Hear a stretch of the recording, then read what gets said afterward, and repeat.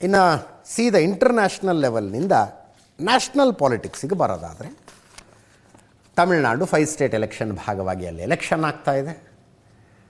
ಏಕಾಏಕಿ ಪನ್ನೀರ್ ಸೆಲ್ವಮ್ಮು DMKಗೆ ಹೋಗಿ ಸೇರ್ಕೊತಾ ಇದ್ದಾರೆ ನೋಡಿ. ಪನ್ನೀರ್ ಸೆಲ್ವಂ AIADMKಯ ಜಯಲಲಿತಾ ಮೃತಪಟ್ಟ ನಂತರ AIADMKಯನ್ನು ಮುನ್ನಡೆಸಿದ ಪನ್ನೀರ್ ಸೆಲ್ವಂ ಈಗ ತದ್ವಿರುದ್ಧವಾಗಿದ್ದಂಥ DMKಗೆ ಹೋಗ್ತಾ ಇದ್ದಾರೆ. AIADMKಯಿಂದ ಉಚ್ಚಾಟನೆಗೊಂಡಿದ್ದರು. ಉಚ್ಚಾಟನೆಗೊಂಡ ನಂತರ ಸ್ವಂತ ಪಕ್ಷ ಸ್ಥಾಪನೆ ಮಾಡಿದ್ರು. ಈಗ ಮರ್ಜ್ ಮಾಡಿಬಿಡ್ತಾರಂತೆ. ಓ ಪನ್ನೀರ ಸೆಲ್ವಂ 1 ವಾರದ ಹಿಂದೆ ಮುಖ್ಯಮಂತ್ರಿ ಸ್ಟಾಲಿನ್ರನ್ನು ಭೇಟಿಯಾಗಿದ್ದರು. 2022 AIADMKಯಿಂದ ಪನ್ನೀರ್ ಸೆಲ್ವಂ ಉಚ್ಚಾಟನೆಗೊಂಡದ್ದು.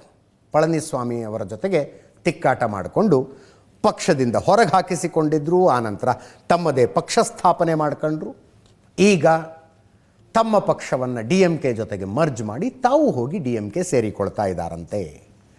ಸ್ಟಾಲಿನ್ರನ್ನು ಬಾಯಿ ತುಂಬ ಹೊಗಳಿದ್ರು. 5 ವರ್ಷಗಳಲ್ಲಿ ಅದ್ಭುತವಾದ ಪ್ರಗತಿ ಸಾಧಿಸಿದೆ ಸ್ಟಾಲಿನ್ ನೇತೃತ್ವದಲ್ಲಿ ತಮಿಳುನಾಡು ಅಂತ.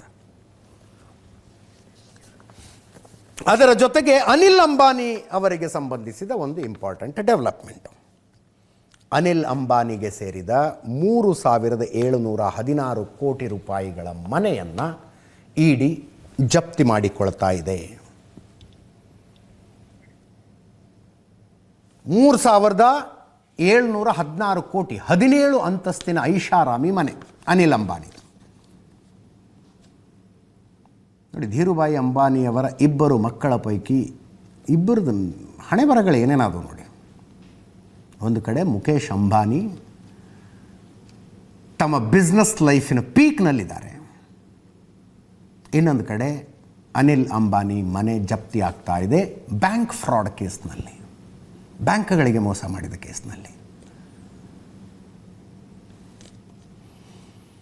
ಮುಂಬೈನ ಪಾಲಿಹಿಲ್ನಲ್ಲಿದೆ 17 ಅಂತಸ್ತಿನ ಐಷಾರಾಮಿ ಮನೆ. 2017ರಿಂದ 2019 ತನಕ ಯೆಸ್ ಬ್ಯಾಂಕ್ನಿಂದ ಸಾಲ ತಗೊಂಡು ಮೋಸ ಮಾಡಿದ ಪ್ರಕರಣದಲ್ಲಿ ED ಅವರು ಈ ಮನೆಯನ್ನು ಜಪ್ತಿ ಮಾಡಿಕೋತಾ ಇದ್ದಾರೆ.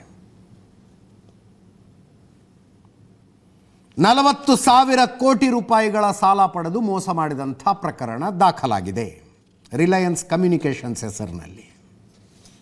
ಇಂಡಿಯಾ ಮಾತ್ರ ಅಲ್ಲ, ಹೊರಗಿನ ದೇಶಗಳಿಂದಲೂ ಕೂಡ ಸಾಲ ಪಡೆದು ಮೋಸ ಮಾಡಿದ್ದಾರೆ ಅಂತ ಕೇಸ್ ನಡೀತಾ ಇದೆ. ಇಲ್ಲಿ ತನಕ ಅನಿಲ್ ಅಂಬಾನಿ ಅವರಿಗೆ ಸೇರಿದ 15,700 ಕೋಟಿ ರೂಪಾಯಿ ಮೌಲ್ಯದ ಆಸ್ತಿಯನ್ನು ಜಪ್ತಿಪಡಿಸ್ಕೊಂಡಂಗಾಗಿದೆ. 15,700 ಕೋಟಿ.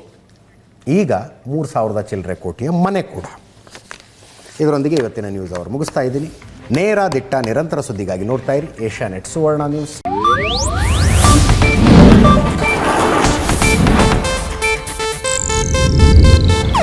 ಇದು ಏಷ್ಯಾನೆಟ್ ನ್ಯೂಸ್ ನೆಟ್ವರ್ಕ್ ಪ್ರಸ್ತುತಿ.